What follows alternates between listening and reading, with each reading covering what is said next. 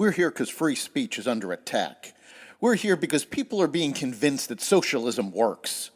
We're here because people are being judged guilty until proven innocent. We are fighting back with facts. This is not a safe zone, so buckle up, Buttercup. This is the raw, naked truth.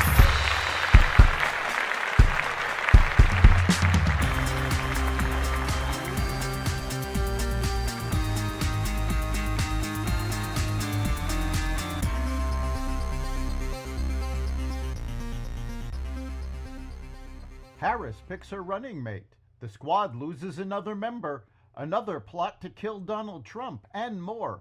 Welcome to the Raw Naked Truth. I'm your host, Eric Lopkin, and here's the news you need to know. Vice President Kamala Harris selected Minnesota Governor Tim Walz as her running mate for the 2024 election. Harris chose Walz over Pennsylvania Governor Josh Shapiro, who is considered to be the top contender. Democratic media pundits have been split on the pick, with some expressing concern about the choice. My fears about Harris are that she is incredibly bad at public speaking and that she reliably makes bad political decisions. So far, she has done nothing to allay either fear. I'm not saying she can't win, but I wish she gave me more confidence, Washington Post columnist Megan McArdle wrote. Professor and podcaster Damon Linker reacted, rather than pick the very popular governor of a neck-and-neck must-win purple state, Harris chose a dime-a-dozen blue state governor who gives feels to progressives. That's about what I'd have expected from her a month ago. MSNBC's Charlie Sykes says Governor Tim Walz is not a safe pick for Vice President Harris and doesn't appeal to centrists like Pennsylvania Governor Josh Shapiro could. Despite announcing her running mate, Harris has still not taken a single question from the press since Biden dropped out of the race. The House Oversight Committee is investigating Vice President Kamala Harris's role in dealing with the crisis at the southern border, demanding that Customs and Border Protection turn over any internal communications with her office on illegal immigration. The mass illegal migration under the Biden-Harris administration has contributed to murders, sexual assaults, and serious bodily injuries committed against numerous Americans at the hands of illegal aliens, Chairman James Comer said in a letter to Acting CBP Commissioner Troy Miller. The committee requests documents and communications to understand Vice President Harris's role in the worst border crisis in American history. Former President Trump has moved into the lead among Jewish voters in deep blue New York. Trump garnered the support of 50% of likely Jewish voters in New York, according to a Siena Research Institute poll released Tuesday, a slight lead over Vice President Harris, who garnered the selection of 49% of respondents. While the lead for Trump is slim, it marks a dramatic change from the former president's prospects against President Biden, who in June led Trump among likely Jewish voters 52% to 46% in the state. The poll was taken before Vice President Harris chose her running mate. Political strategists expect that decision to cause Trump's lead among Jewish voters to grow.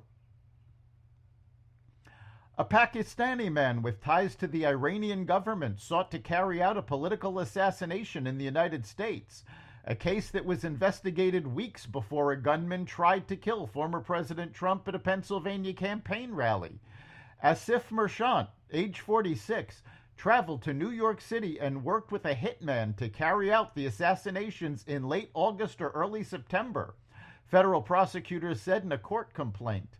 The complaint stated the plot was intended to target high-ranking U.S. officials, potentially including Trump. Working on behalf of others overseas, Merchant planned to murder of U.S. government officials on American soil, said U.S. Attorney Breen Peace for the Eastern District of New York. This prosecution demonstrates that this office and the entire U.S. Department of Justice will take swift and decisive action to protect our nation's security, our government officials, and our citizens from foreign threats. Incumbent progressive Representative Cori Bush lost the Democratic primary in Missouri against a well-funded challenger backed by pro-Israel group AIPAC.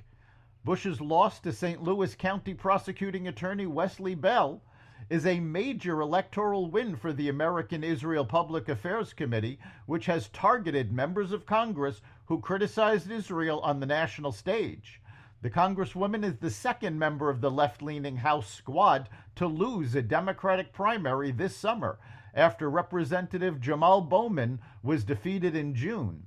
With 99% of the vote counted, Bell had 51.2% to Bush's 45.6%, according to the Associated Press projection. One day after the S&P 500's worst session since 2022, stocks partially rebounded, putting fears of a recession on hold. Tuesday started well with Japan's Nikkei, which had cratered on Monday, logging its best day since 2008, giving U.S. investors some positive mojo. From there, U.S. stocks, including Magnificent Seven stalwarts like Microsoft and Nvidia, and both major cryptocurrencies, moved up. Get used to the volatility, one Bank of America analyst told Bloomberg. The S&P 500 is still up over 10% this year, despite this week's turbulence. That's the Raw Naked Truth. You can catch every episode of The Raw Naked Truth at xvadio.com, the Apple Podcasts app, Google Podcasts, Spotify, iHeartRadio, Audible, Amazon Music, and other platforms that respect freedom of speech. We'll see you next time.